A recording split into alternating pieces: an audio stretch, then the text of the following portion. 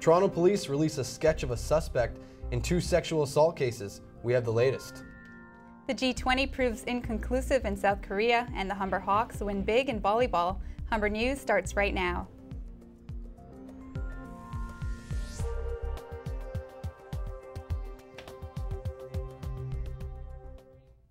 Hello, it's Friday, November 12th, 2010. Welcome to Humber News, coming to you from the Broadcast Center here at North Campus. I'm Scott Money.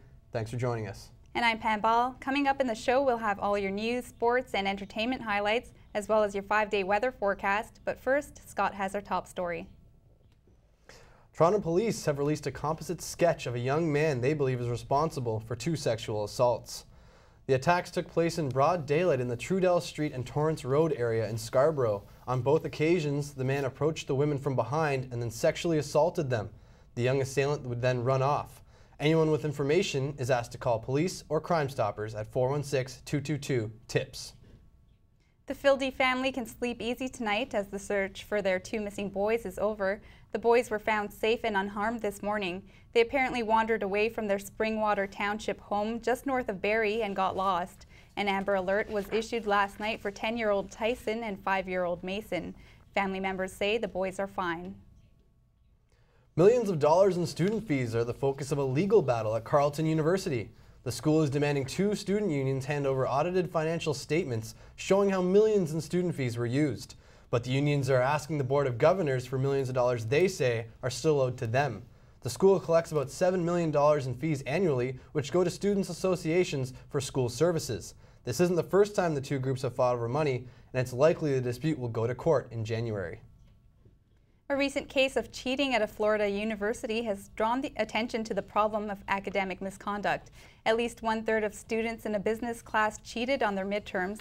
The professor confronted the students and gave them an ultimatum: confess or face the possibility of expulsion. Reporter Simon Rice looked into the problem of cheating here. The problem of students cheating and academic dishonesty isn't new, but just how common is it here at Humber and Guelph Humber? Well, I've attended college and then university, and I found it to be very prevalent. Like, you see it even on like quizzes that are worth like 1.5% of your grade. So. A 2006 University of Guelph study found 53% of students admitted to cheating. Guelph Humber business professor Patricia Peel has been dealing with the problem for years. Over the years, though, I've caught all kinds of problems with people cheating on midterms, people plagiarizing papers, people who have been talking in the middle of exams. Peel also said the consequences for getting caught simply aren't tough enough. The school has a tendency to be afraid of lawsuits, and therefore they'll impose some arbitrary, minuscule penalty like, okay, you're only going to get 50% of the marks on this paper. And I'm going, they deserve 0. According to Patricia Peel, the problem of cheating goes beyond the classroom. She says she thinks it's a cultural problem. We photocopy textbooks, we steal music and movies online, and if that's the case, what stops us from stealing someone's answers on a test? Simon Rice, Humber News. Apparently cheating isn't just for the classroom. The problem of fake TTC tokens have resurfaced. A report by the CBC found that 2,000 fake tokens are used each day. 3 years ago, the TTC introduced measures to tackle the counterfeit program. The change included the use of 2 different colored metals instead of just 1 color. A TTC spokesman says automatic turnstile readers can catch the fake tokens, but it's next to impossible to spot a fake when it's dropped in a regular fare box. The counterfeit operation is estimated to cost the Transit Commission hundreds of thousands of dollars each year. Microwave popcorn bags and food wrappers may be harmful to your health. That's according to a new study from the University of Toronto. Scientists there discovered harmful chemicals used in the lining of these food packages can seep into your food. Perfluorinated carboxylic acids, or PFCAs, are breakdown products from chemicals used in certain things like non-stick pans, clothing, and food packaging. The study suggests the major source of human PFCA exposure may be junk food wrappers. The toxic chemicals have been linked to cancer and developmental disorders in lab animals.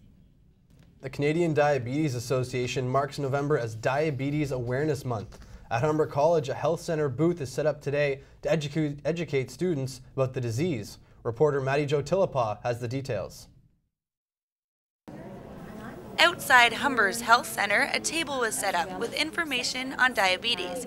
Registered nurse and dietitian from William Osler Health Center educated students and handed out goodies. Nurse Shasta Zanol says visible minorities are more likely to get diabetes. And we see particularly individuals of many of the visible minorities who are at risk of diabetes here on campus. Humber College's registered nurse Catherine McKee says there is a lot of help on campus concerning diabetes. We're also working in partnership with William Osler and the diabetic education program that they have running. So at any time you can be referred by the registered nurse or physician or nurse practitioner, or even a student themselves can be referred and we can help them with that. Students are at risk of diabetes because they tend to replace health foods with candy when they're on the go.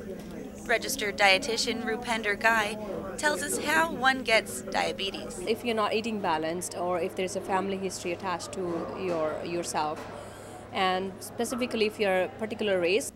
Candy is delicious, but not nutritious. Make sure you're getting enough of the 4 food groups to help prevent diabetes.